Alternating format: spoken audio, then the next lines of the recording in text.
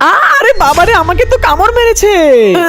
কিরে মা, তোকে তো মনে হয় সাপে কামড় মেরেছে। আরে বাবা, কি বলছো? এটা আমার তো ভয় লাগতেছে। তার মানে কি আমি মরে যাব নাকি? দাঁড়া, আমি একটু চেক করে দেখতেছি।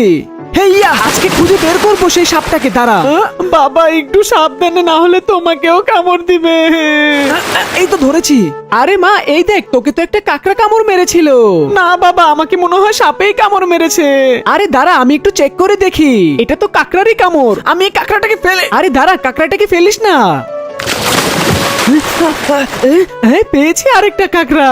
বাবা, তুমি কাকড়াগুলো দিয়ে কি করবে? আজকে ভাবছি এই পুকুর থেকে অনেকগুলো কাকড়া ধরবো আর মজা করে রান্না করে খাবো আমরা। বলতো মা, আজকে এই কাজটা করলে কেমন হবে? আরে ভালোই হবে, আমার বুদ্ধি আছে। বন্ধুরা, তোমরা তো আল্লাহ তাআলাকে ভালোবাসো আর শয়তানকে ঘৃণা করো, তাই ভিডিওতে লাইক করে চ্যানেলটিকে সাবস্ক্রাইব করে দাও। বাবা, এই যে আমি চলে এসেছি, তাড়াতাড়ি কাজে লেগে পড়। বন্ধুরা, এখন তারা গুনার এই জালটাকে দিয়ে কাকড়া ধরার জন্য অনেকগুলো ফাঁদ তৈরি করবে। এখন এই ফাঁদের ভিতরে কিছু নারী ভুঁড়ি দিয়ে দিতে হবে, যেন কাকড়া ধরতে অনেক সুবিধা হয়। এখন একটা একটা করে এই কাকড়া ধরার ফাঁদগুলোকে আমরা পুকুরের পানির নিচে একদম দিয়ে দিব। কিছুক্ষণ অপেক্ষা করার পরে সেই ফাঁদগুলোর মধ্যে তো অনেকগুলো কাকড়া চলে এসেছে। আর এভাবে সকল কাকড়া ধরার ফাঁদগুলোকে পুকুরের পানির নিচে থেকে উঠিয়ে নিতে হবে।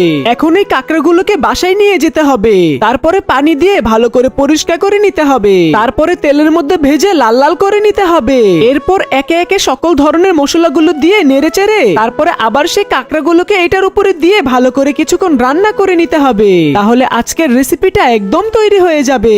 ওয়াও, তৈরি হয়ে গিয়েছে। মজা হয়েছে অনেক। অনেক মজা। এত মজা কাকড়া এর আগে তো আমি কখনোই খাইনি।